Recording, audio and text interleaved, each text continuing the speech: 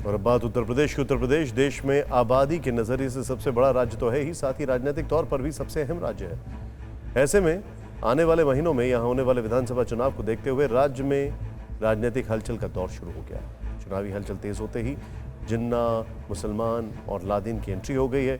विकास का मुद्दा पीछे छूट गया है, लेकिन अगले एक महीने में पीएम मोदी उत्तर प्रदेश के कई दौरे करेंगे और कई बड़ी परियोजनाओं की सौगात देंगे। तो क्या इससे उत्तर प्रदेश का में विकास का एजेंडा बनेगा? ये रिपोर्ट देखें।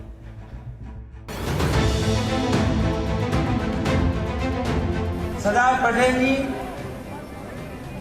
राष्ट्रपिता महात्मा गांधी, जवाहरलाल नेहरू, जिन्ना एक ही संस्था में पढ़ करके बैरिस्टर बन करके आए थे। एक ही जगह पर पढ़ाई लिखाई की उन्होंने, वो बैरिस्टर बनी, उन्होंने आजादी दिलाई। मैं उन लोगों से पूछना चाहता हूं आरएसएस से कि बताओ तुम्हारा जो वोट है, जो आरएसएस के लोग जो कसम खाते हैं वो क्या है? बताओ, क्या वो संविधान के मुताबिक है? मैं जानता हूं तुम्हारा वोट क्या है, तो बताओ उसको।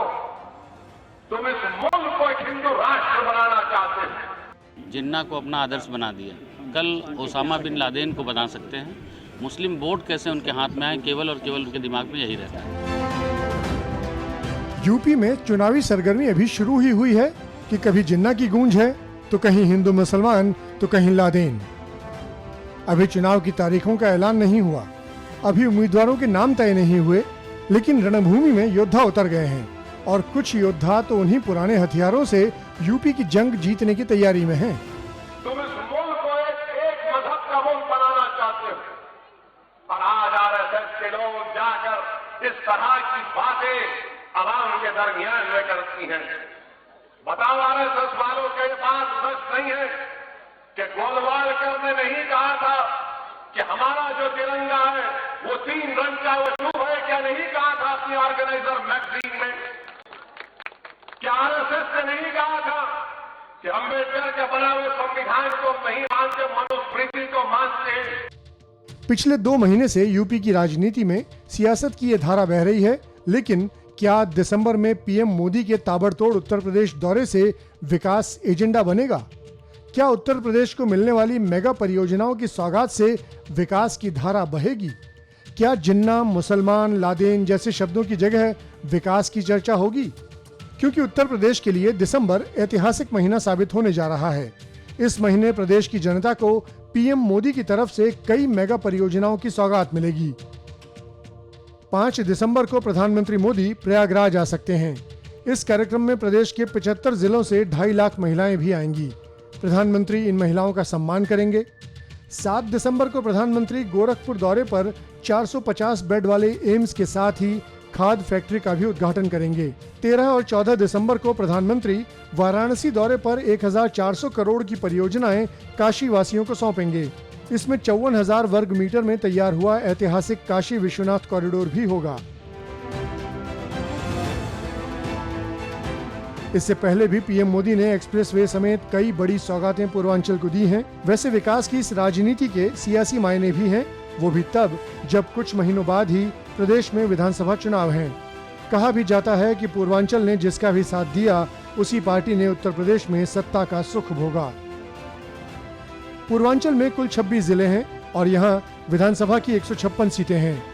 2017 में बीजेपी ने 106 सीटों पर कब्जा किया था। समाजवादी पार्टी 18, बीएसपी 12 सीटों पर सिमटी थी। ऐसे में अगर विकास की राजनीति चली तो नतीजे 2017 जैसे हो सकते हैं। पीएम मोदी पूर्वांचल की तरह ही बुंदेलखंड को भी दिसंबर में एक्सप्रेसवे की सौगात दे सकते हैं। पीएम मोदी 31 दिसंबर को बुंदेलखंड एक्सप्रेसवे का उद्घाटन कर सकते हैं। 2017 में इसी बुंदेलखंड में सभी सीटों पर बीजेपी ने कब्जा किया था। 2017 विधानसभा चुनाव में सभी 19 सीटों पर बीजेपी उम्मीदवारों ने जीत दर्ज की, जबकि बहुजन समाज पार्टी का गढ़ रहा ये इलाका उसके हाथ से निकल गया। एसपी खाता भी नहीं खोल पाई। बुंदेलखंड के साथ ही पीएम पश्चिमी उत्तर प्रदेश में गंगा एक्सप्रेसवे और फिल्म सिटी जैसे मेगा प्रोजेक्ट्स की आधारशिला भी रखेंगे, जिससे दिसंबर में उत्तर प्रदेश का चुनावी मौसम बदल सकता है। विकास सियासत का सेंटर पॉइंट बन सकता है। परवाह देश की, सोमवार से शुक्रवार रात 10 बजे TV9 भारतवर्ष पर।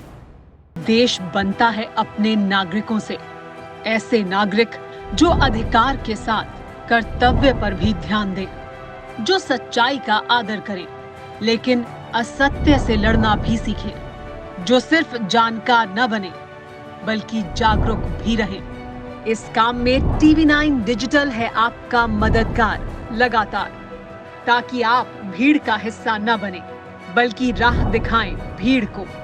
देखते रहिए TV9 डिजिटल।